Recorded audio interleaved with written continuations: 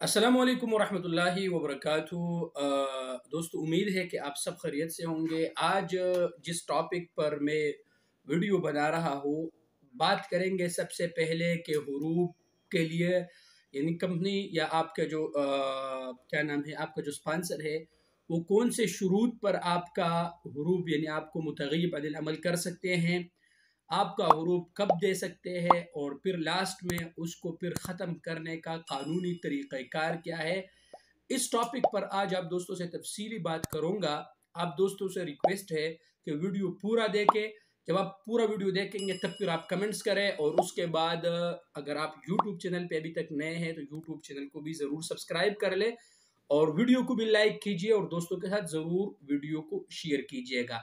तो सबसे पहले एक खबर शेयर करते हैं, वो है ज़ुकाम के हवाले से कि सऊदी इंतज़ामिया ने यानी सऊदी पुलिस ने कुछ लोगों को गिरफ्तार किया है इस वजह पे कि उन्होंने अवामी मुकामात पर ऐसे लिबास पहने थे जो गैर कानूनी है और गैर अखलाक़ी है। और आपको ये पता भी होना चाहिए कि सऊदी अरब में गैर अखलाक़ी लिबास पहनना और बाहर उसमें घूमना ये कानूनन जुर्म है। इस पर जेल भी आपको हो सकता है और इस पर जुर्माना भी हो सकता है, लिहाजा इन चीज़ों का आप लोग ख्याल रखिए। बढ़ते हैं अपने अहम टॉपिक के तरफ के हुरूफ के लिए शराइत क्या है, आपका कफ़ील आपका हुरूफ कब दे सकता है, उसके लिए कानूनी तरीक़ाकार क्या है। सबसे पहले तो हुरूफ के लिए शर्त यह है कि जो जिस आदमी का हुरूफ हुआ है वो मुमलकत के अंदर मौजूद हो, वो यानी वो सऊदी अरब के अंदर हो। सबसे पहले शर्त ये है, ठीक है। दूसरे जो शर्त है वो ये है कि उसका फाइनल एग्जिट नहीं लगा हो, यानी उसका खुरूज नहीं लगा हो। अब दोस्त सवाल करेंगे कि यार उमेर भाई, हमारा तो फाइनल एग्जिट भी लगा था लेकिन फिर हमारे स्पॉन्सर ने हमारा हुरूफ दिया, इसका ये कैसे हुआ।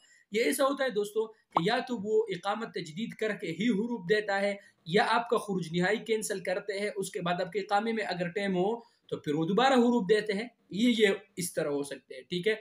तो ये जितने भी चीज़ें हैं ये अगर हो तब ही कफील आपका हुरूफ दे सकता है। और इसके अलावा जो बात है वो ये है कि जो मेन पॉइंट है कि आप सऊदी अरब के अंदर हो, अगर आप छुट्टी पे हो तो कफील आपका हुरूफ नहीं दे सकता।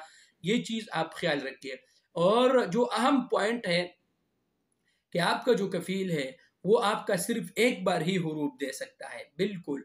यानी एक बार उसने हुरूफ दिया आपका, दोबारा मतलब 15 दिन के अंदर उसने ख़त्म किया तो फिर वो दोबारा आपका हुरूफ नहीं दे सकता। ये भी आप ख्याल रखिए, ठीक है। ये सब सवालात जवाज़ात से लोग पूछते हैं, मैं जमा करके फिर आप दोस्तों के साथ शेयर करता हूँ, ठीक है।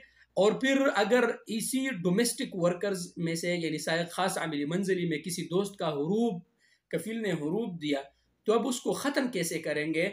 उसको ख़त्म करने के लिए कानूनी तरीक़ाकार ये है कि 15 दिन के अंदर कफील उसको अपने आबशिर से ही ख़त्म कर सकते हैं। यानी 15 दिन के अंदर कफील जो है वो उसको ख़त्म कर सकते हैं।